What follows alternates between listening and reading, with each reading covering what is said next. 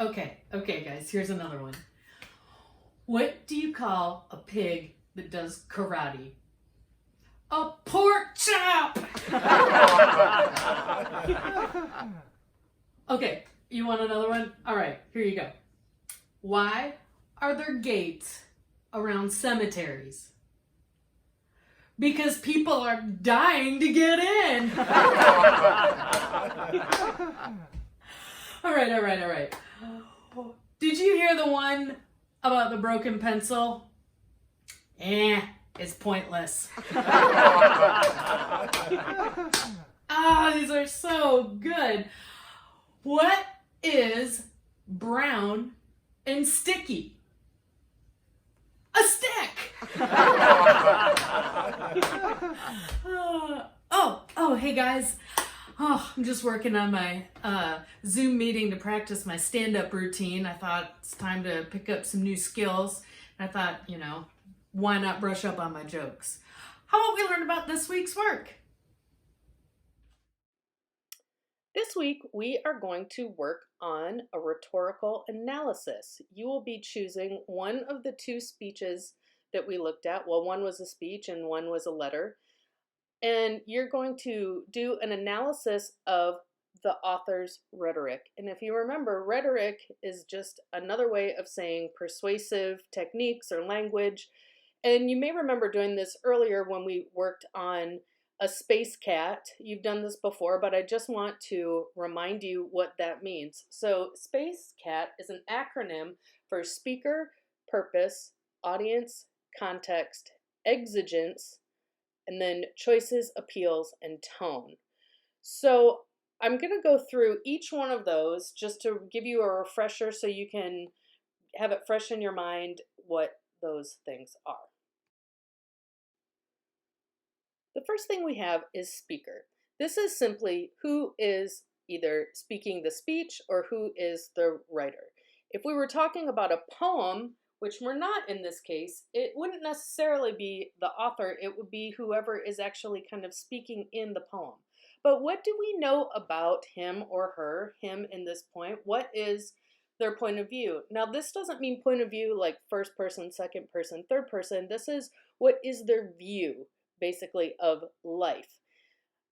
We have two people who are very well known that you have background information on both of them. So those are the things that you would include in the speaker portion of the SPACECAT. Next we come to purpose. What is the writer hoping to accomplish, and what is the reason for writing this piece? What is the call to action? The call to action means what does the writer or the speaker want us to do? What is the purpose? This is another way probably of saying like their main claim or what is their main argument in the piece. So that would be the purpose. When we talk about the audience, there are a couple things that you need to keep in mind. One, of course, is who is the speaker trying to reach? How do we know this? What proof is there? It is never okay.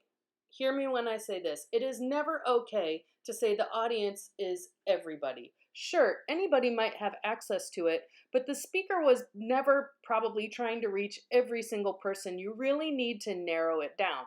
So, in the case of MLK, let's talk about that, the letter from Birmingham jail. He was literally writing the letter to these specific clergymen who had written something. That would be a literal audience for it. But if you read a little bit about it, remember, this was published in newspapers. Who might be the bigger audience that he's trying to reach? Again, without saying everybody, who is he trying to reach in this? Who would he want to call to action in this piece? And the same thing goes for the Cesar Chavez speech. There was a literal audience right in front of him, but he is also trying to reach a greater audience beyond that. Again, without just saying simply, oh, they're trying to reach everybody, because we want to get more, it's not very useful to say that. And also be looking for evidence for the intended audience when you go back into the text that you choose to analyze. The context of a piece is, if you look here, the time and place of it, which is, of course, very similar to setting. but be thinking about what was happening in the world as it relates to what the subject of the text is. So, for example, what were some of the other things going on during the civil rights movement that really sparked Martin Luther King Jr. to write this letter? What was going on? How were workers being treated in California and other places that would cause Cesar Chavez to write this speech? So be thinking about that. You can find that all in the information too, back on the Common Lit. If you look at the top, it gives you some background information about the specific year and time that the place of both texts. Okay, up until now, you've probably felt pretty confident that you knew what those things were, but now we're getting to this thing called exigence, which is a word that you may not be familiar with unless you remember it from when we did this before. So, really kind of look at this picture here. What was the spark or the catalyst that moved the writer to act? How did the event or the thing that happened impact the writer? So, for this, you might be thinking, well, how is that different from context? Sometimes it isn't. Sometimes it's very much connected with the context of the piece in terms of what was going on in the world. With the Martin Luther King Jr. letter, I think that the exigence is very, I guess, easier to identify because it was literally a response to a letter that had been published in the newspaper. So that would be an example of exigence. Again, this is a tricky word, but don't let it trip you up. All it is that spark, that thing that actually that moved the writer to act. You might even think about it being like the straw that broke the camel's back, if you've ever heard that. It's that thing that pushes them finally into action. This is the point in the SPACECAT where it shifts. You know, I always tell you, it's not what the text says, it's how the text says it. So the space part of it is really more about what the text says, and the cat is about how the speaker or the writer says it. So choices is probably, I would say, the most critical of all of the SPACECATs because this is where you really get into analyzing techniques. So what kind of rhetorical choices, again, just what kind of persuasive choices does the speaker make? What you can look at the structure of the piece. You can look at what devices. That would be things like rhetorical questions. It would be things like metaphor. It could be repetition. And then as you look here, it says, what can you say about the diction and syntax? Now, you may remember these, but if you don't, remember diction, just like the word dictionary, you think of being with words. Diction is word choice. You would never say the author uses diction. Yes, all authors, all writers, we all use diction all the time. You would describe the diction. The author uses emotionally loaded words. Be thinking about connotation in this. And then syntax is sentence structure. There's some great sentences in that MLK letter. If you look at some of them are very long and some of them are very short, and you can analyze that. What impact does that have on you as you read the letter? This one is, again, the one you want to do the most with. It will help you with what we're going to be doing after this. When we talk about appeals, there are three different rhetorical appeals that we look at: ethos, logos, and pathos. Pathos is when an author appeals to your emotions. Think about those ASPCA commercials with in the arms of an angel playing in the background, and they show these shivering puppies out in the cold. That would be playing to your emotions.